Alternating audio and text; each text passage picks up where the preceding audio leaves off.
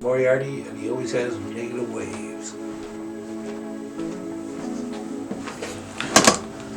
But even he says, I can't fix it if I don't have the right parts. Yeah, we're starting the show, Jesse. Okay. All right. Hey, guys. Welcome again to another installment of the OoOoh here from the Humboldt Barnacle Studio. Do you want to start your own podcast? Hit us up. Look for the Humboldt Barnacle on Instagram at Humboldt Barnacle, or I think we have a Facebook. Get your friends to add us. We're trying to do more new stuff artistically with podcasts, sketches, and local comedy, comedy writing, comedy event production, tour logistics, all sorts of stuff. If you get into comedy in Humboldt County, you can hit up HumboldtComedy.com or on Instagram. My name is Pete. With me today is my everyday co-host, Jesse Katz. Hey.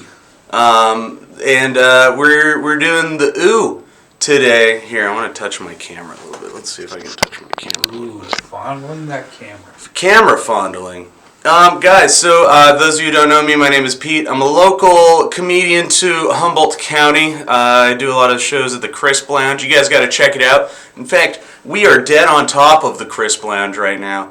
Let me tell you what, if there is a local business that is putting their time into having local art, I would say it's the Crisp Lounge. There's a full stage where comedy, music, karaoke, California sober nightlife till 10 every night. You guys can come check us out over there. I'm actually a karaoke DJ at the Crisp Lounge too, Sundays and Wednesdays. And right before that, we do stand-up comedy. So Sundays and Wednesdays from 6 to 10. We're thinking about adding Mondays to that too, just because it kind of works and it's fun. I love singing. Jesse, you never sing. I never sing, no. This is my co-host, Jesse Katz. Many of you may be familiar with Jesse. How is your week going? My week is going good.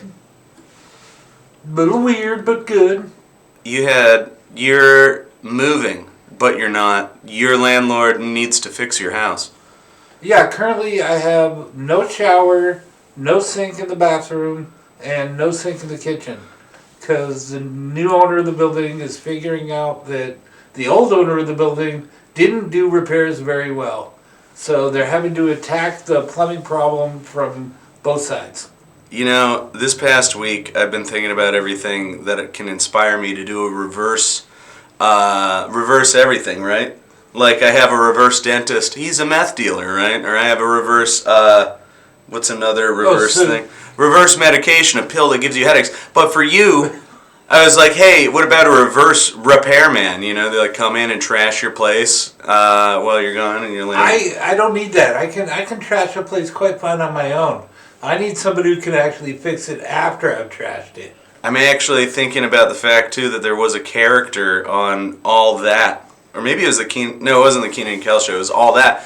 And they had Kel Thompson as repairman, man. And you just come in and just ruin everything, smash it all to bits. That sounds like a Keenan Thompson kind of thing to do. Kel Mitchell. Oh, I don't know. It sounded like a Keenan Thompson. It's hard to separate them. They're like David Spade and Chris Farley, you know.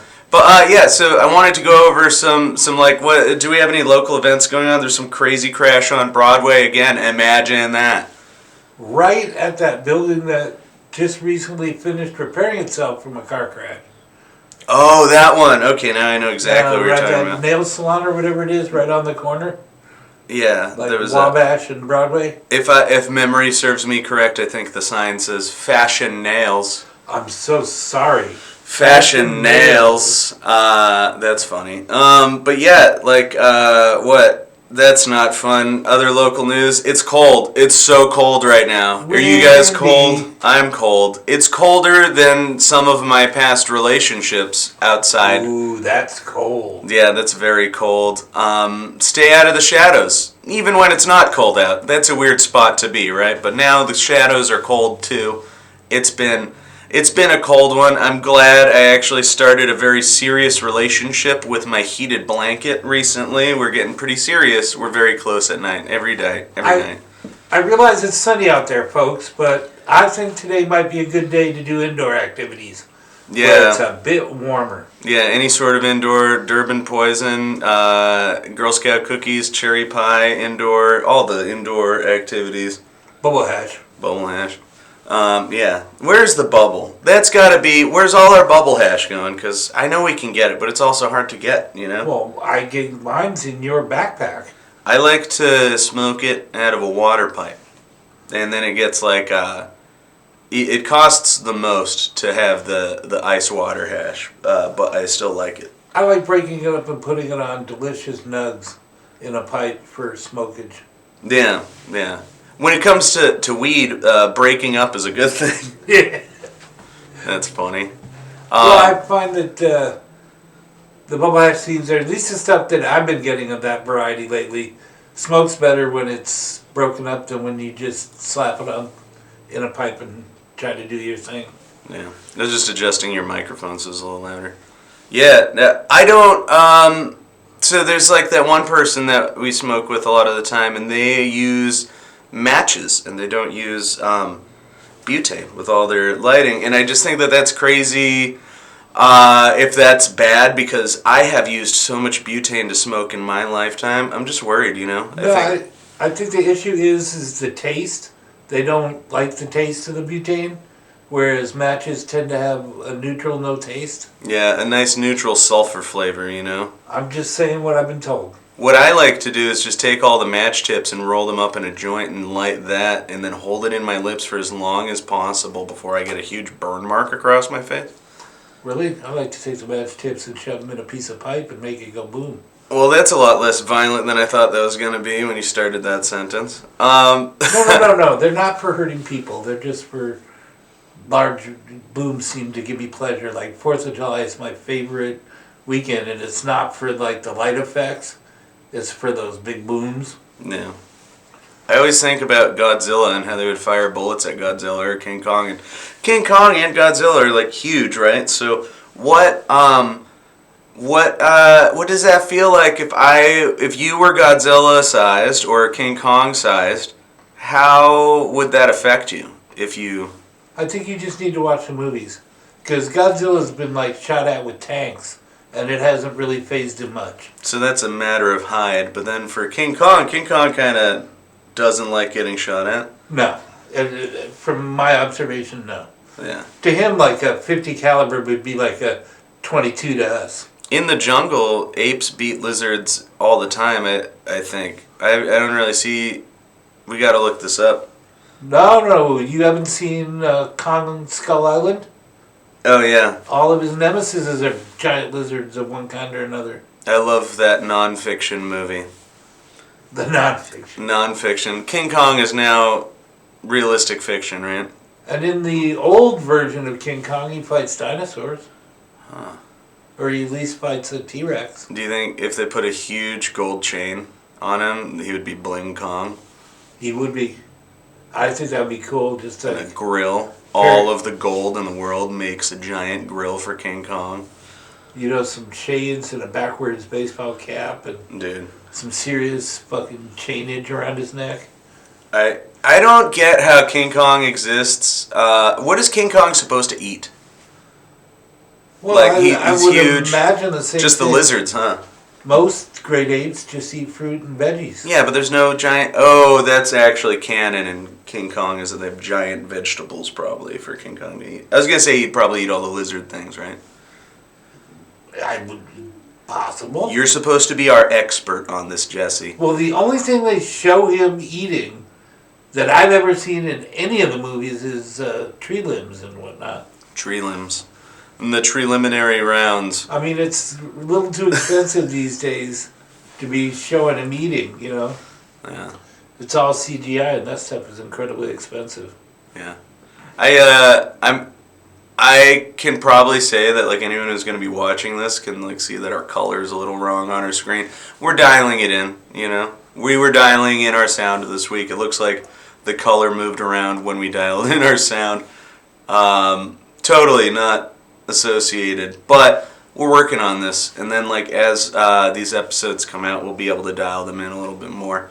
And I'm glad anyone who would be listening still. We're gonna start releasing this as a podcast when I have the capacity in my day to do these things. Cool. Yeah.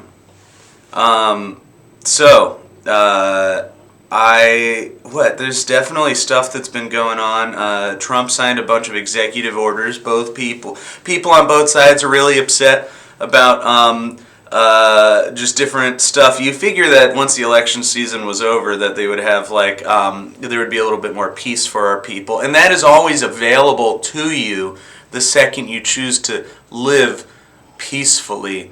Your life will be peaceful, and you don't have to pay attention to all this political stuff. Trust me. There are ways you can do what you think you need to get done for politics through action.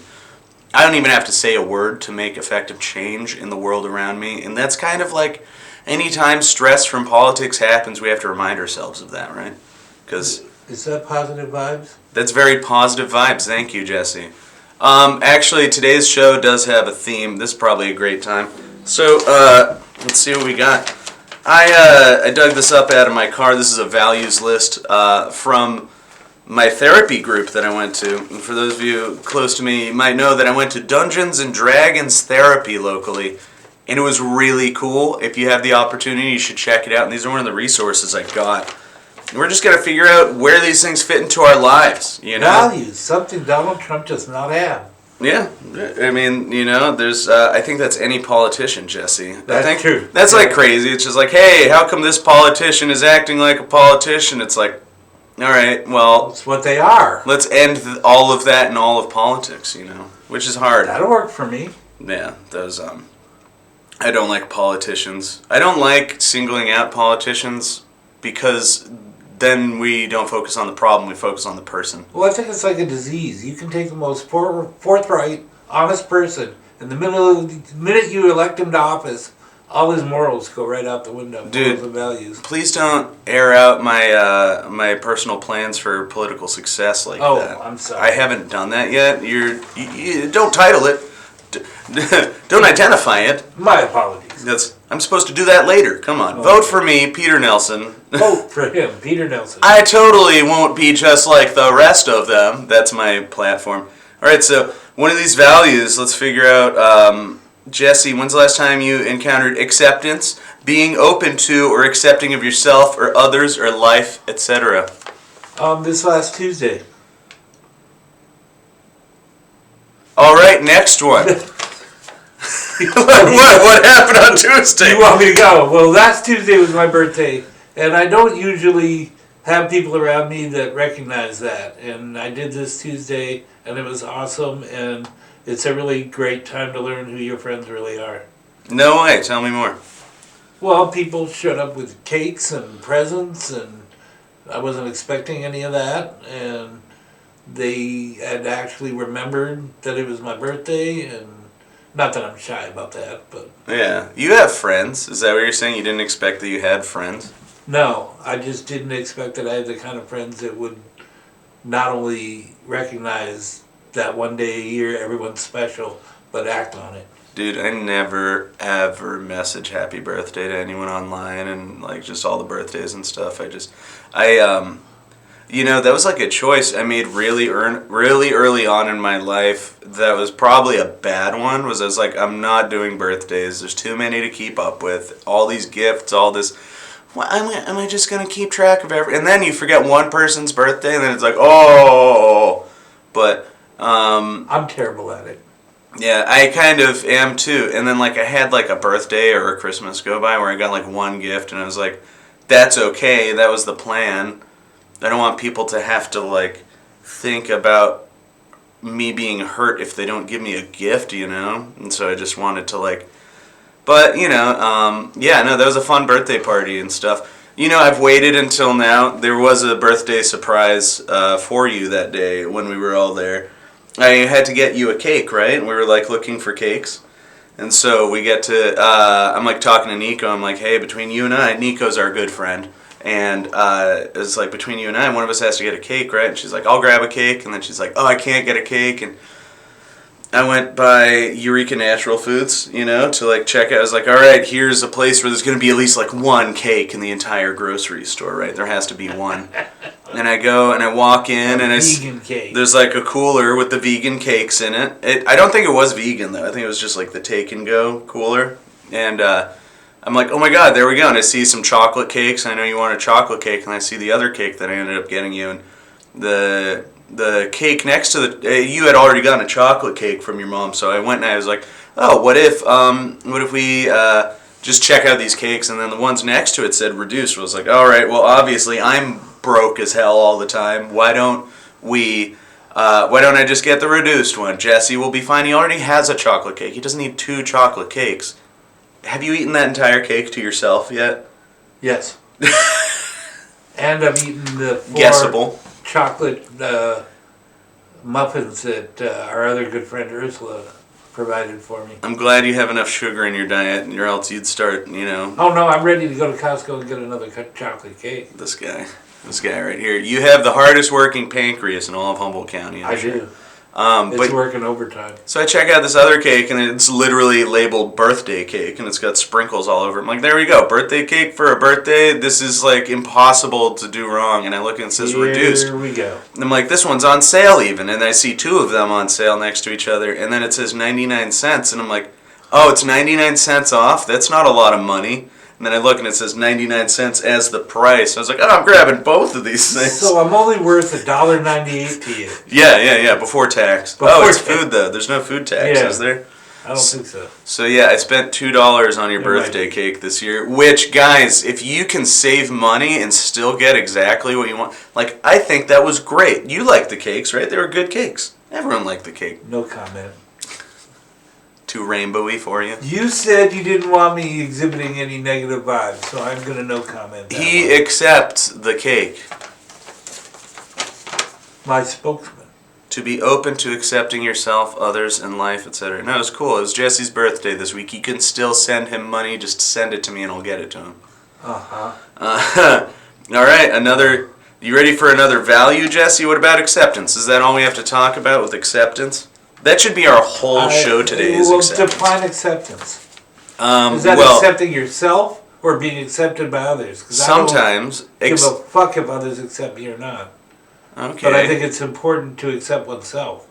Okay, but like, why would other people necessarily, like, you want some people to accept you, right? It depends on the definition of acceptance. It sounded like objectively. I don't need other people to live. I mean, it's nice to have a few people in your life. Oh my God. And I assume if they're willing to be in your life, they must accept you. This is a dark turn. Okay, so how many people, if you could like reset the world, how many people would you have living on planet Earth? That's right now. Not the point. With you. Like, you are you, and you're the same, and then you have like a small tribe, on Earth, and that's maybe it. 100. 100 people. But you're not asking the right questions. So, like, I would rather have 4 friends that I know inside and out than know 500 people I don't know at all. But so when I say I'd only want 100 people, that's because I know out of that 100 people, I could probably find 4 or 5 people of extremely high quality. But what about electricity? What about electricity? You just said people. You didn't say electricity. Well, I mean, if you only have 100 people on planet Earth, I'm not sure if that's enough electricity, enough people to maintain a small electrical grid where you could, like, and then, like, phones, you wouldn't have phones anymore? So, walkie-talkies would be the best you could do, and then when those batteries there's only 100 people on the whole planet. What do you need a damn phone for? I'm sure at least one of them will be, like, useful and not want to be near you and will be very far away from you. They'll be like, I don't want any of this. Then they wouldn't be useful to me. Could you imagine getting eaten by a bear when there's only 100 people on planet Earth? And it's like, oh, I just reduced the population by 1%. That's actually, that's a lot. But I also picked that number because that would require that you support, if there's like 10,000 people, 9,000 of them don't have to support the other 1,000. What if 100 people? You gotta support each other. It's the only way you're gonna survive. It's just like you snap your fingers. There's only 100 people left on Earth, and then those 100 people all still go to war with each other. It's like we could just go really far over there and never run into any of you. Let me explain something to you. You know the Avengers movies, right? You Yeah. know Thanos. Yeah. I did not look at him as a bad guy. Yeah, that's coming through loud and clear. His theory was pretty much on. The more people you... So one of my sayings is, the more people, if you have a problem, and you really want to ramp it up, get a human being involved. And the more human beings involved, the more messed up your idea is going to get. No, that is pretty crazy, right? Because people come with their own ways of doing and thought processes and morals and values.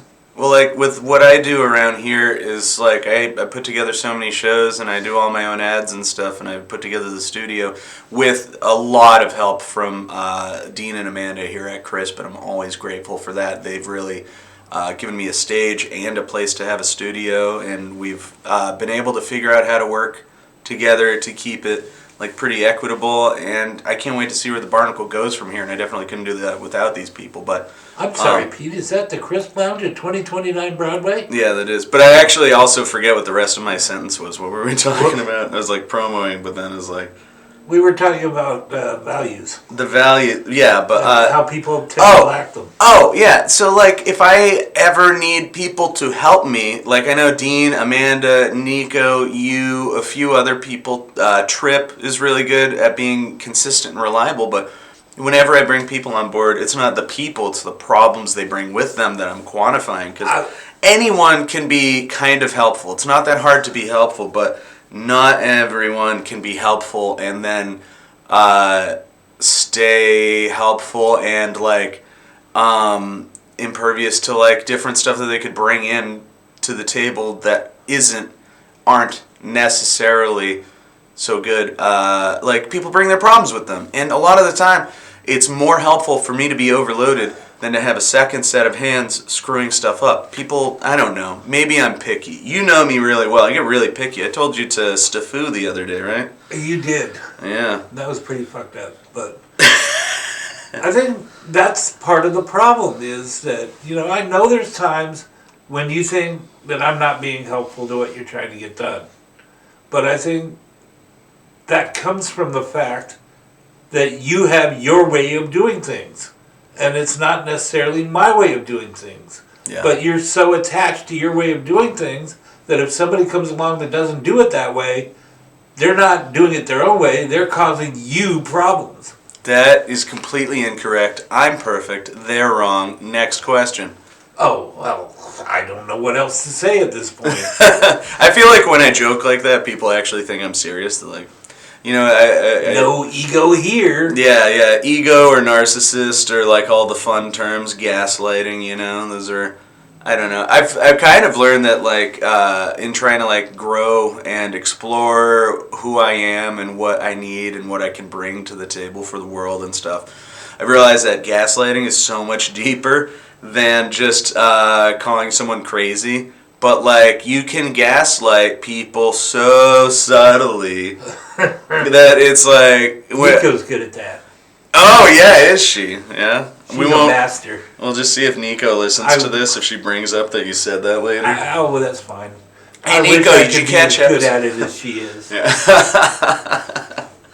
But I think, part of the problem is I'm on this, like, campaign where I want people to use the term, in my opinion.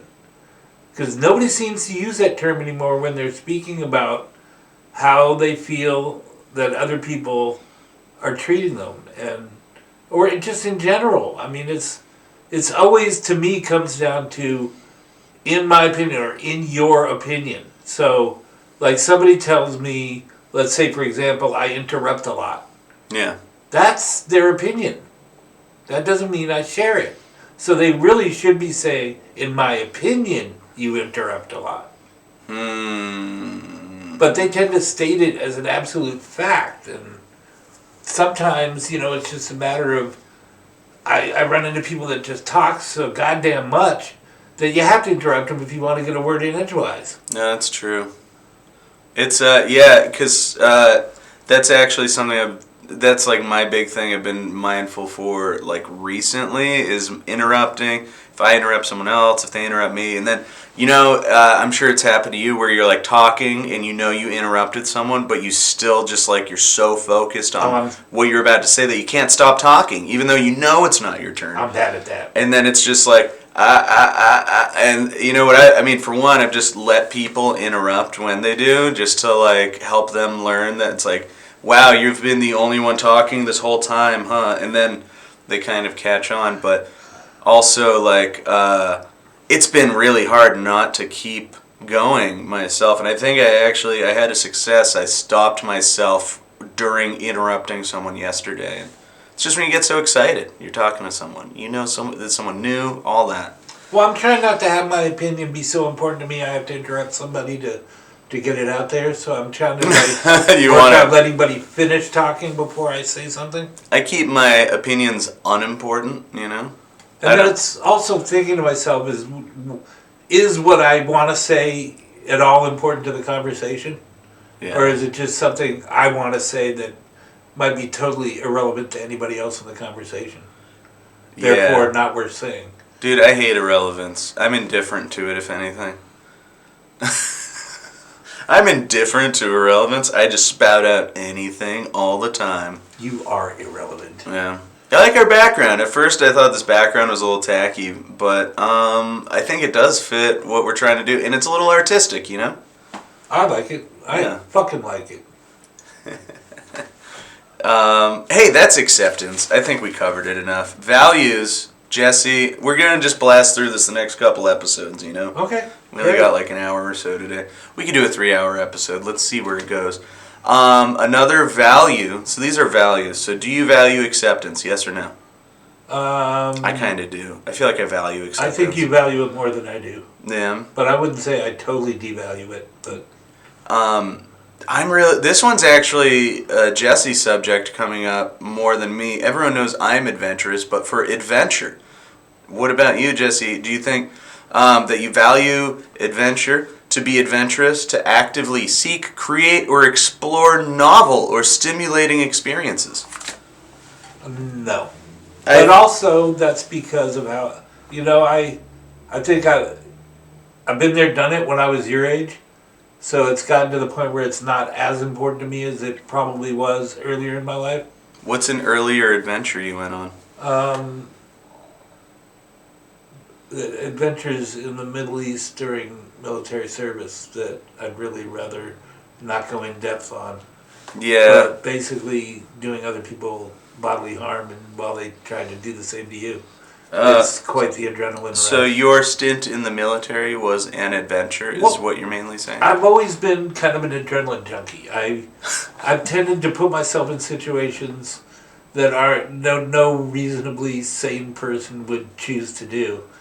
And mainly just because it's for the endorphin adrenaline rush. And that was part of a very small part, because I didn't serve at wartime, so...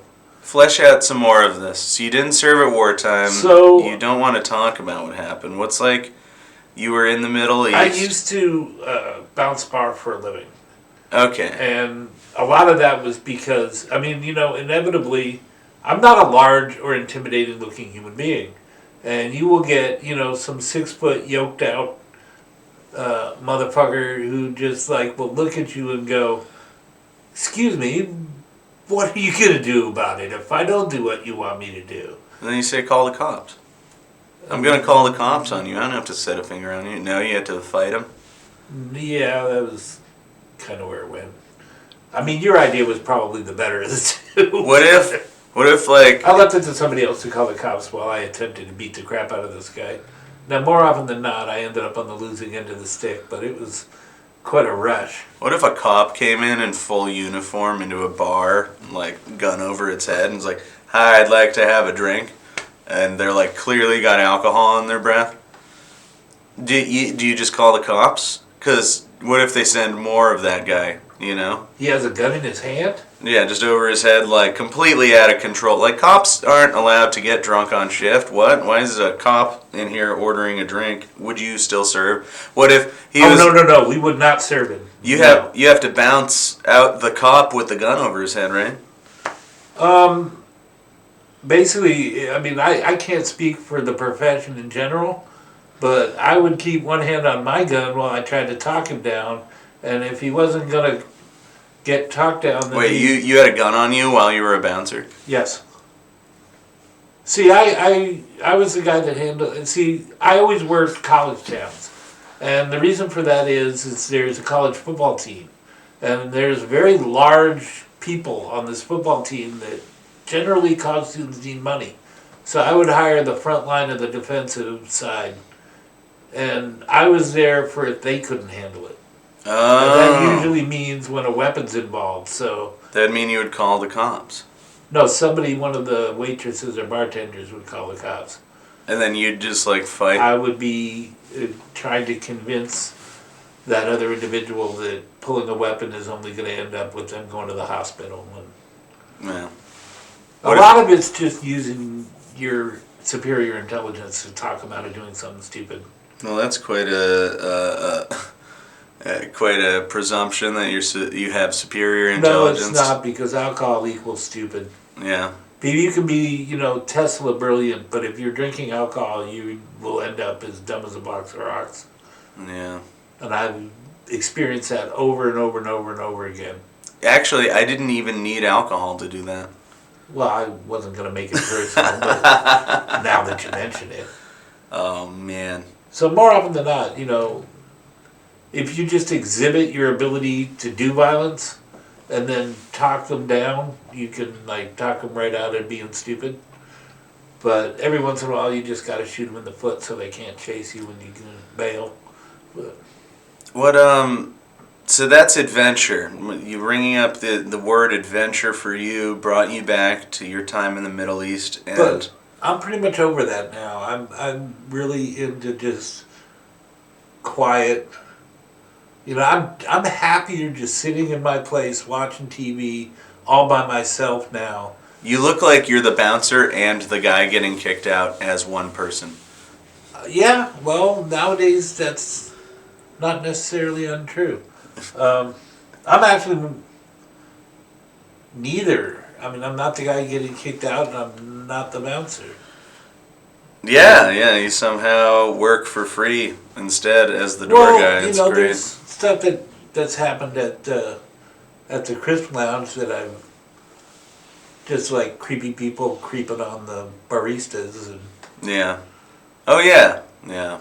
it just helps to have a guy standing there going, "Are you doing business or are you leaving?" Do you think that a bouncer would be more...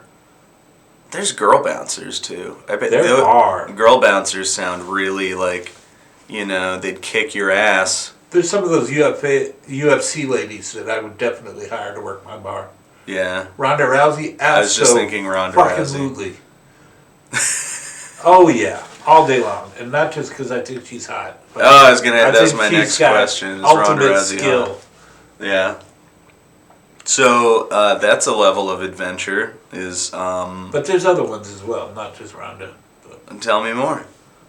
Oh, just about any of the women in the UFC, I think, could be just as good fighting men as women. Yeah, that's what it stands for. You're fighting chicks. UFC. Ladies and gentlemen, I want to point out that I did not say that. That was Pete Nelson. Yeah. At comedy.com.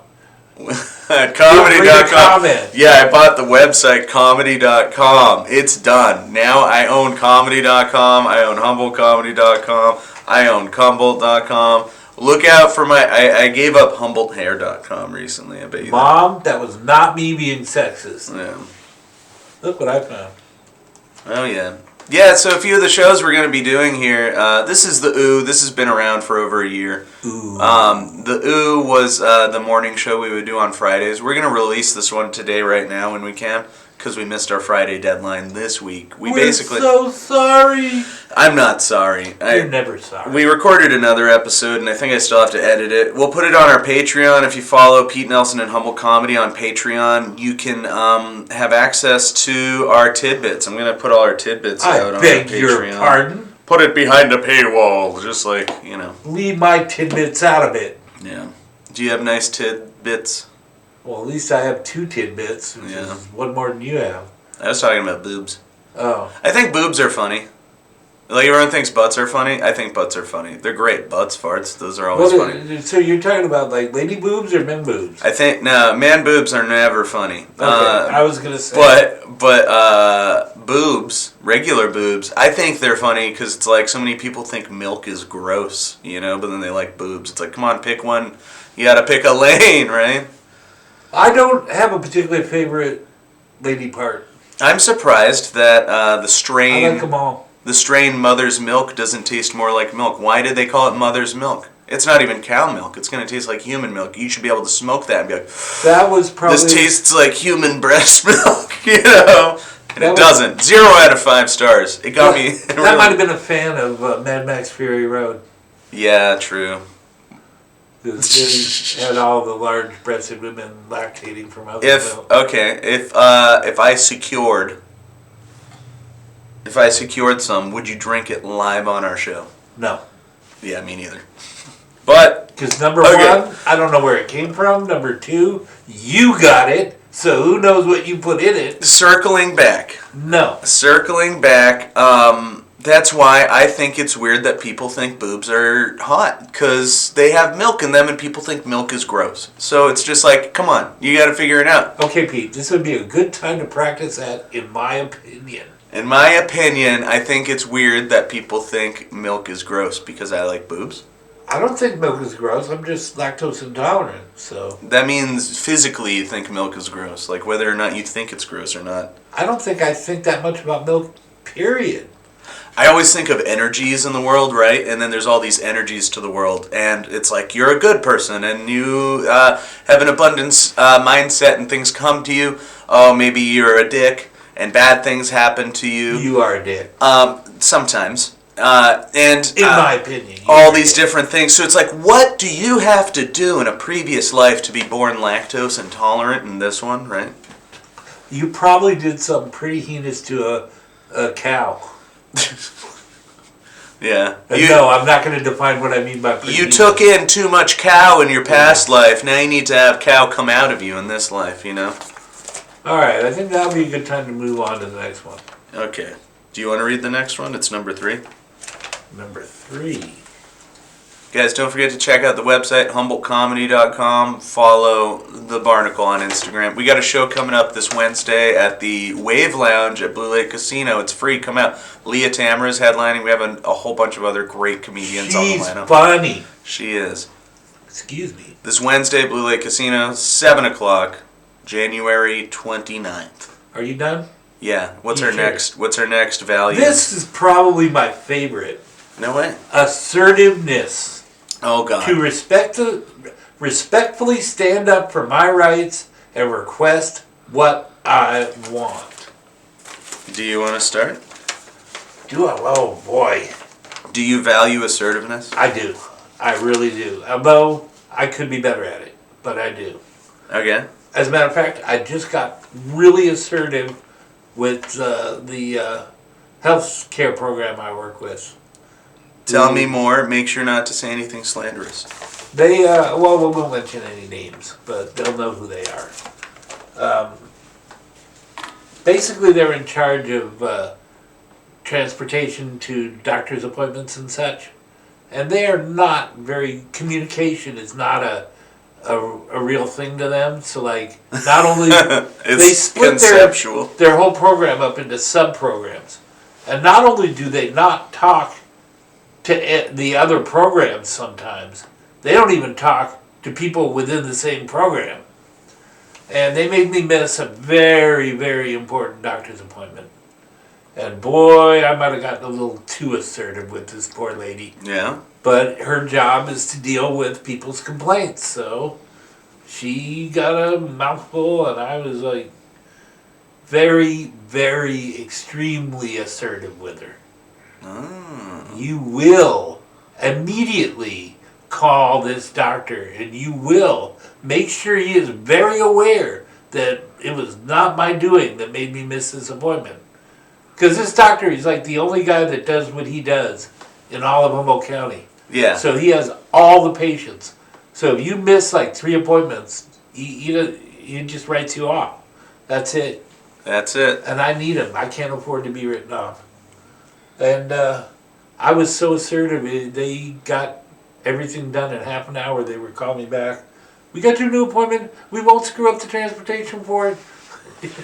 Do you, so that's being assertive, and then that was like, That's being positively assertive. I think there's negative and positive. negatively assertive, like, hi, I'm stealing this from you, and there's nothing you're going to do about it because I'm going to be assertive. Well, just saying that would be the assertive part. But yeah, that'd be a good example. Yeah. That would, yeah. So you can be assertive verbally or through your actions, huh? Yeah, well, I could hit you in the head and take your wallet. That's pretty that's so assertive. What's like the most assertive? The most assertive? Just like taking over the world. Be like, sorry, none of this is good enough for me unless I'm the world leader. I think a really good example of assertiveness would be Adolf Hitler. You're like, now this feels right. Now that I run every single thing. Let's hear you substantiate what you just said. Do you think well, I mean, clearly. He was a very assertive individual. He went after what he wanted.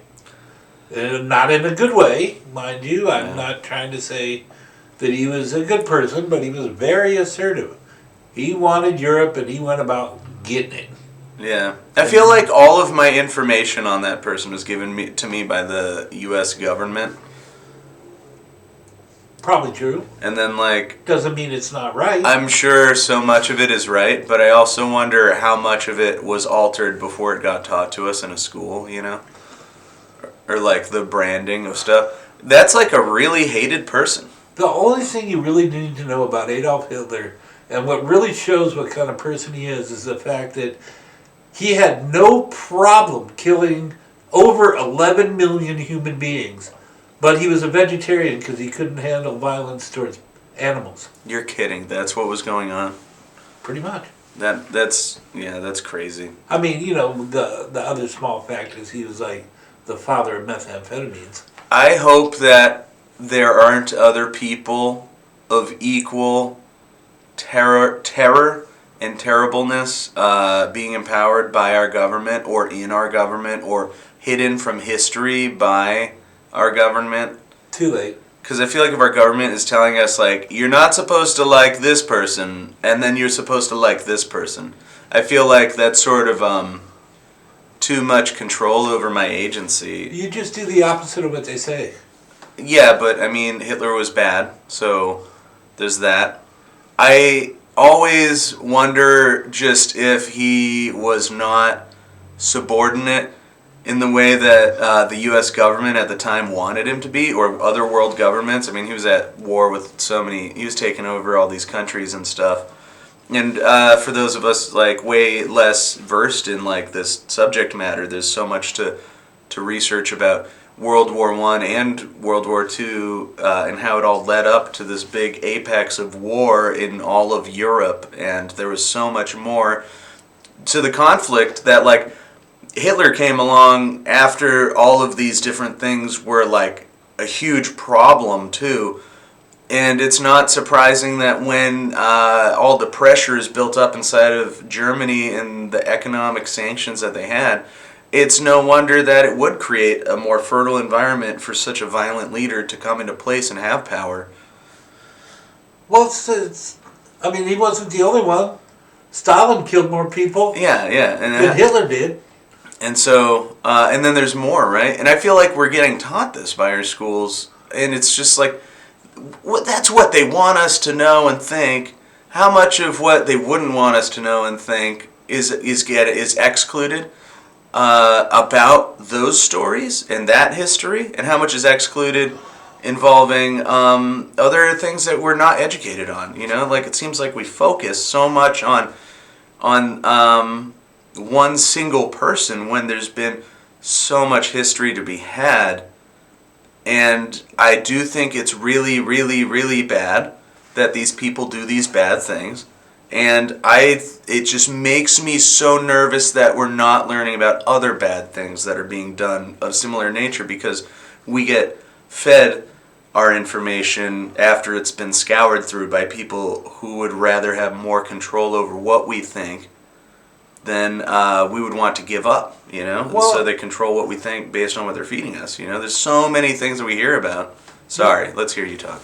You can there are good examples. So during World War II, the Japanese had, I believe they call it Project 714, but it was basically Japanese scientists that were just like doing stuff to people that was even more horrendous than the Nazi doctors were doing. But every one of them got clean away with it because the American government wanted the results of their work and offered them immunity if they gave up what they learned from what they did. So it looks like we kind of like took all of the horrors, and if you're leading a nation and terrible things happen, you are the one responsible for those things, right? But all these people that were the team of Hitler kind of got away with it, and then all of it was pegged on Hitler, and now we're using Hitler as like this example in a lot of political discourse. And I know there are so many things wrong with our government right now on both sides of our political spectrum. I'm so weary to hesitate. I'm so hesitant to trust a lot of information that comes to me. Trust a lot of our leaders. I think. And you shouldn't. Every time I talk about politics with anyone, no one has any idea what they're talking about. But they're so emotionally energetic about it. Well, I think the one thing with the United States government that you can take for granted is it will do whatever it needs to do if it believes it's in its own best interest. Yeah. A lot of Nazis got away with what they did because the United States government wanted them to fight communism. Those Japanese got away because we wanted the results of their torturous behavior. A lot of countries in South America got pretty fucked up because we were behind coups that happened down there because it was in our best interest when it came to Cuba and fighting communism. Yeah. So, and I'm not saying that the United States is the only government to do that. Stalin killed more people than Hitler. Mao Zedong killed more people than Hitler and Stalin combined. His own people. We need to verify these stats. We're going to do it in our next show. Stick around, stay tuned. If anyone has any thoughts on what we're talking about, we can either have you call in, do a segment, come in the studio. I'd love to have anyone who knows more about this stuff than we do to come out and talk about this with us. We have a third microphone and I dare setup. But yeah, no. So I love it. That sounds so good for what we talked about. We made it through 3 of our values today, which were acceptance, adventure, and assertiveness, and then we have 60 overall, so that's a lot of episodes. I think, Jesse, we don't have to do this, but I want to do, let's do a change of pace and do our weed review. Weed review. So what weed do you want to review? Let's talk about what our weed review is going to be like. So, okay. What do you want it to be like? It doesn't have to be any specific way, I just want to preface it. I want it to be exactly like what it sounds with. We try it. We talk about taste, stoneness, availability. Yes. To the masses. We have 4 different ones to choose from. So do you want to do one of the ones in my pockets or one of the ones in your pockets? I'm gonna crack the window too. That's entirely up to you. We can go either way. I got the Trainwreck and the what is it called? Durban Poison. Durban Poison. Let's do the Durban Poison. Yeah. I'm going to crack the window really quick. Do you want to talk about your experiences with Durban Poison in the past? I actually have not tried Durban Poison. This will be my first time.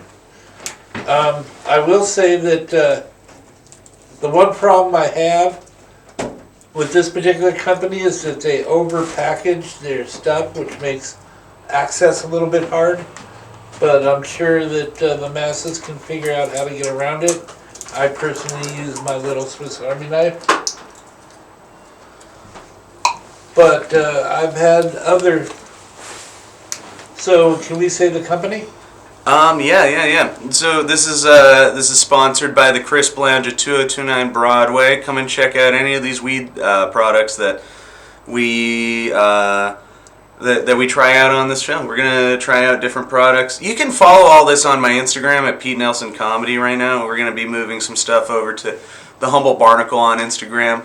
We're going to try and transmit from Twitch for now, and mainly like the first stage of the studio is getting some sort of format like we have right here together right now. And as we move forward, we're going to be adding more aspects. If you like what you see, please sponsor us. We need to get a dedicated internet feed to this studio. If you can do that for us, we'll put your logo on everything. We need just that right now. I will not stop talking about you ever. Well, a little bit. We'll make sure it's good. Pete will make me stop. We'll make you a commercial and promo you. But yeah, we need a dedicated internet feed, and that's actually not that cheap. But if we got that, it will open up a lot of doors for the studio. For the most part, we will talking about herb that is available at the Crisp Lounge at 2029 Broadway. We will let you know if it's something else. But this is Papa's Herb. This is a 1 gram pre-roll. It is a sativa, and it is called Durban Poison. I love it. Durban Poison it is. And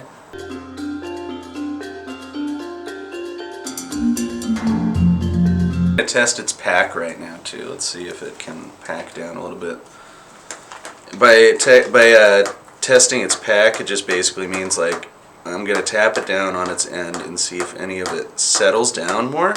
Which during transport it can definitely do.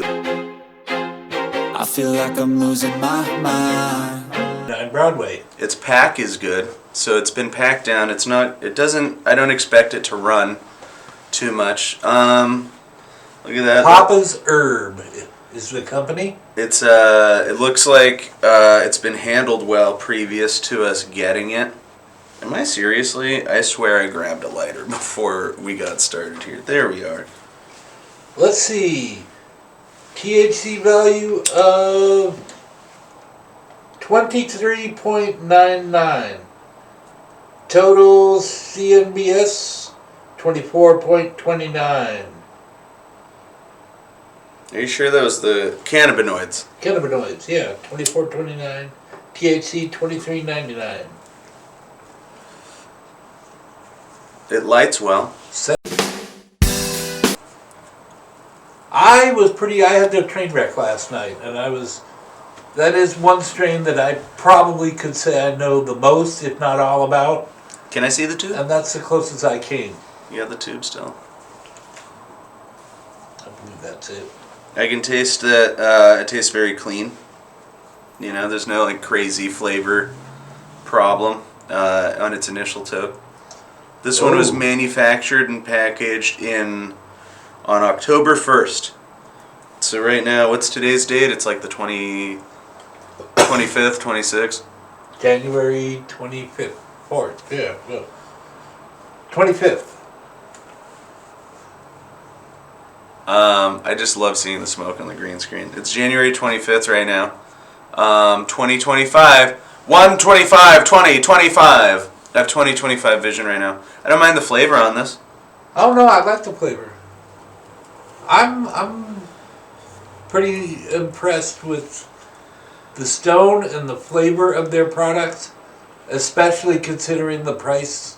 And we can't say prices, and we can't make offers. That's like a thing. But it has a good price point. Should have told me before I said the Did you price. say the price? I did a couple times. Well, that's not the real price, so don't worry about it.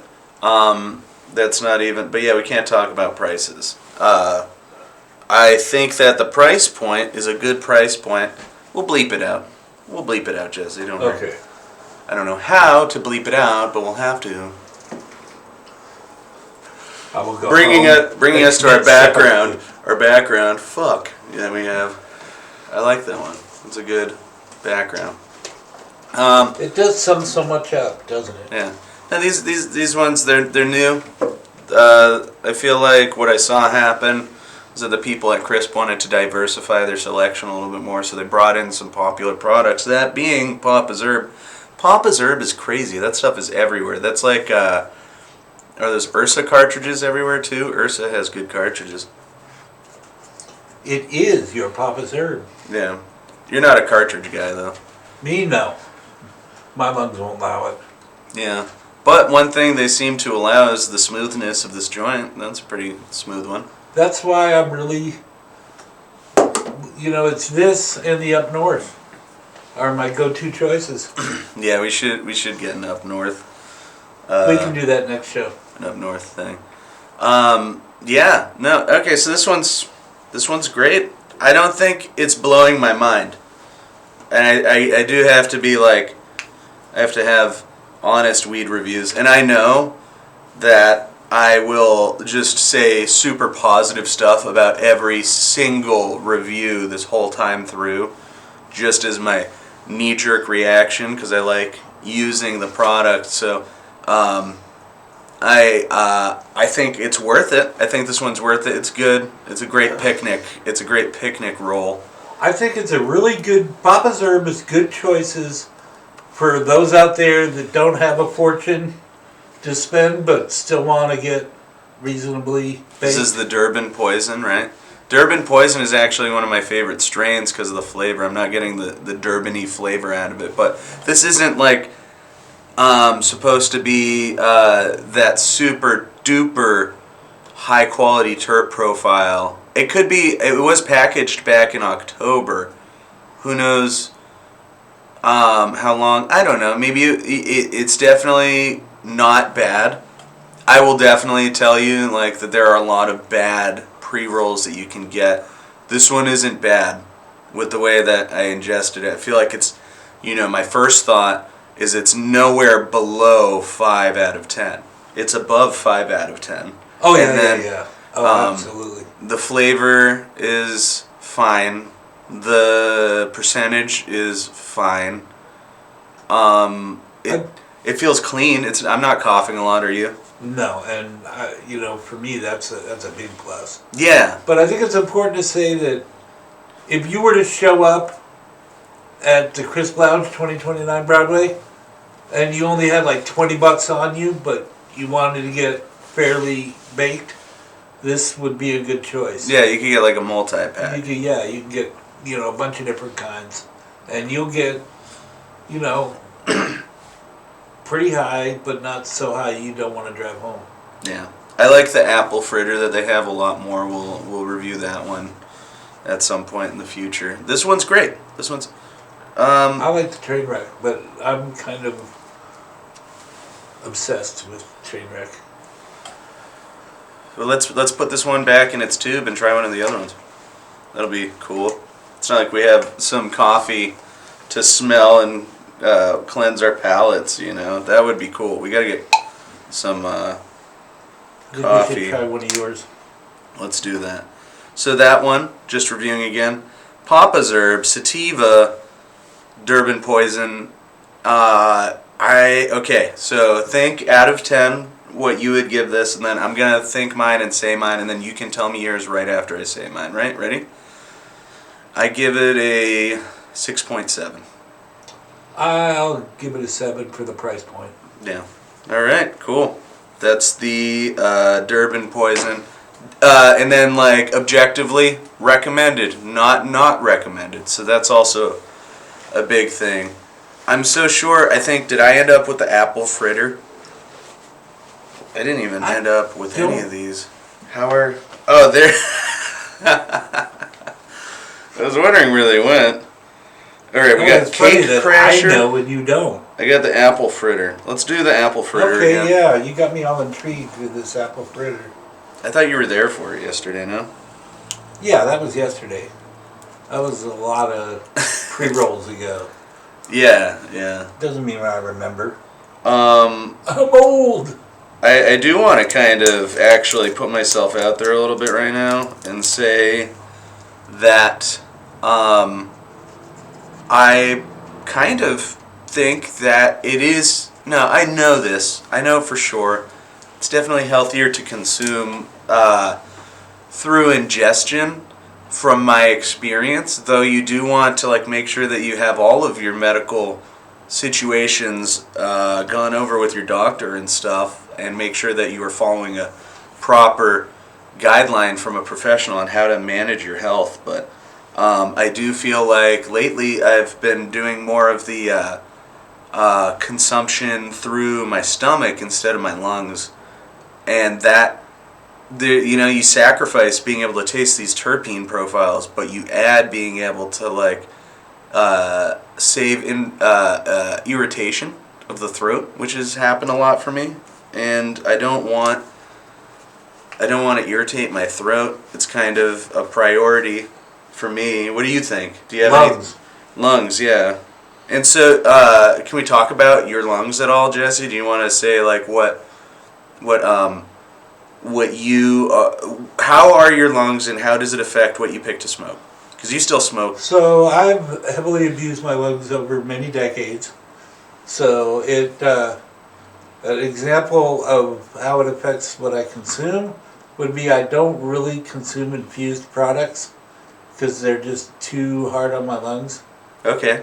And I love Jeters. I really do.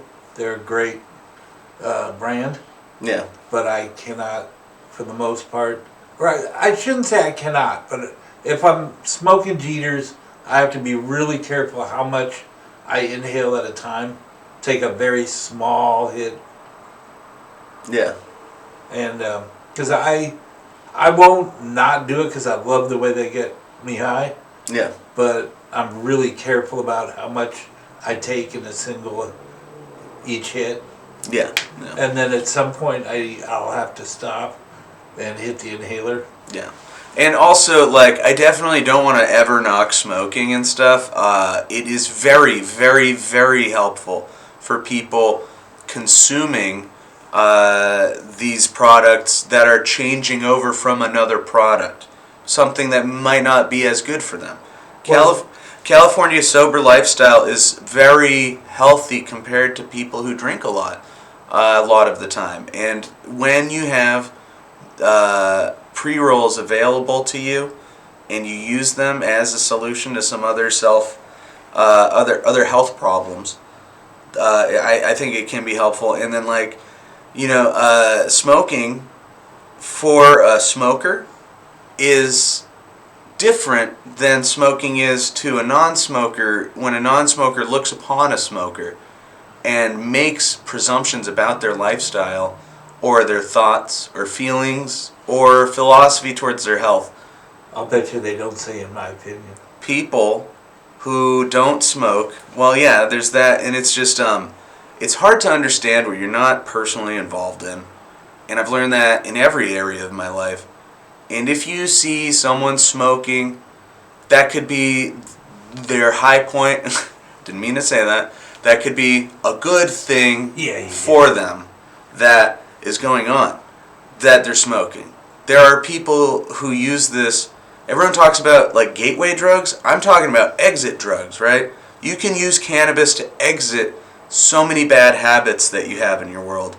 And the consumption of it can only happen in a way that helps when you ignite it.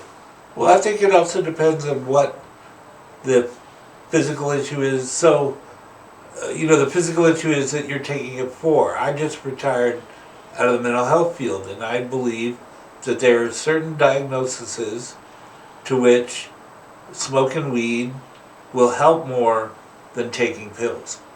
Now, I'm not talking about your bipolars or your schizophrenics. They probably should not be smoking weed, in my opinion. But there are people with depression that it's a combination. One, it ups their mood. And I've found that many people that are introverts, when they smoke weed, they're more willing and happy about interacting with other people. Yeah. They're more extroverted than they would normally be.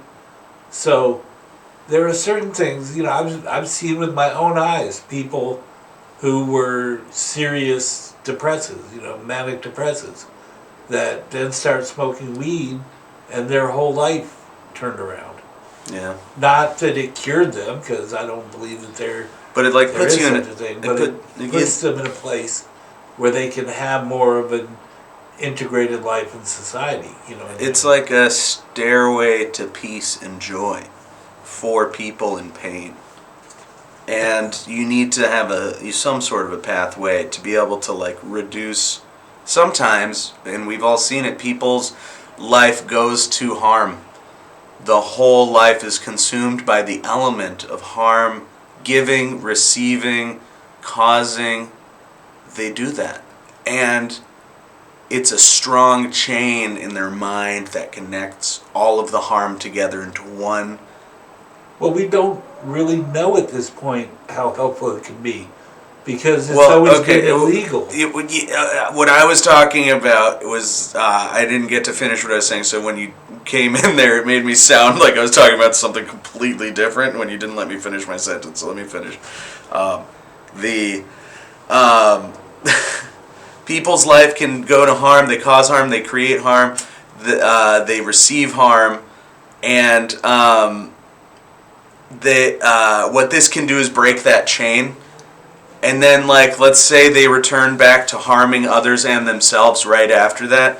At least there's a brief reprieve where they calmed down and didn't interact with other people in a harmful way.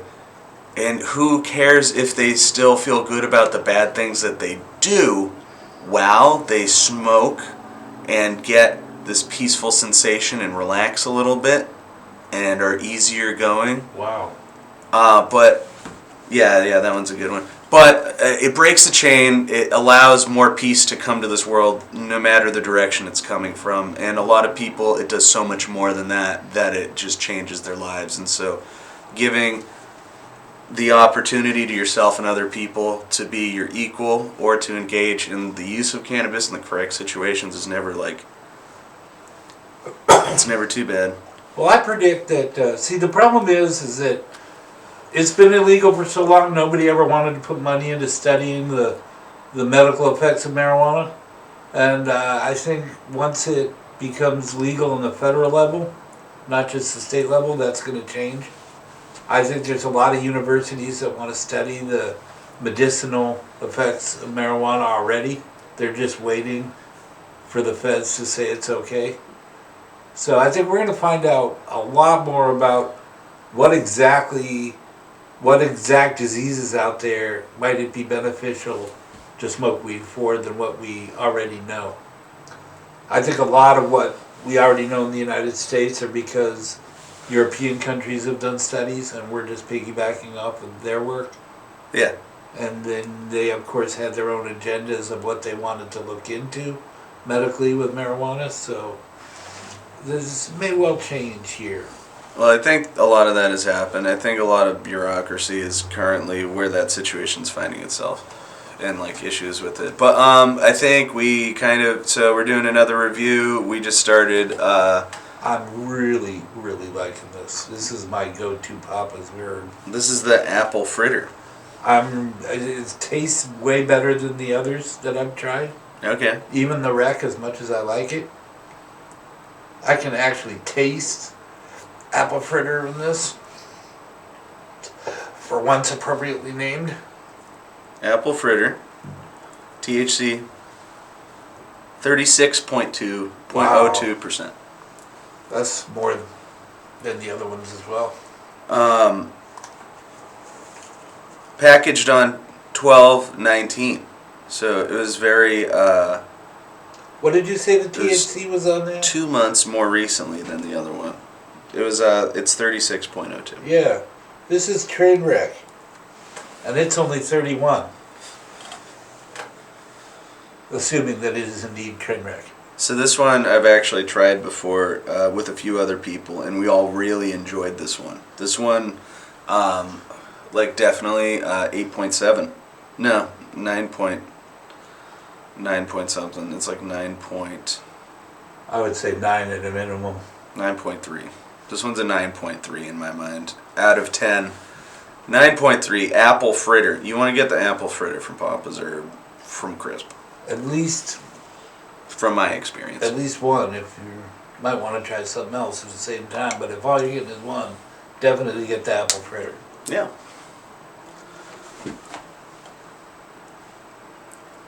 I think we are probably approaching the end of this episode.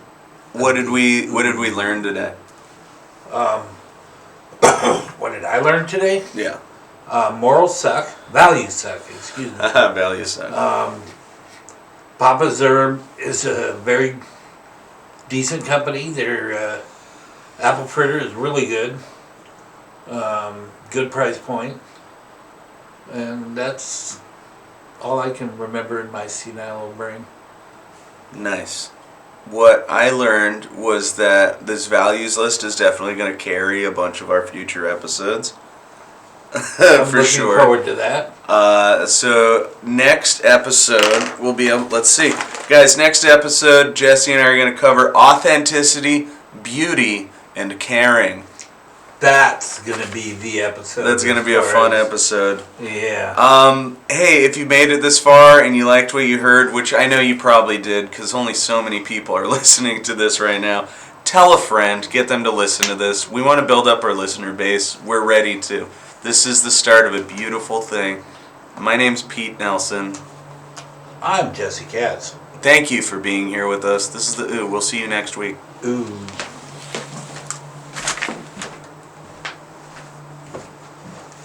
What do you mean it didn't record?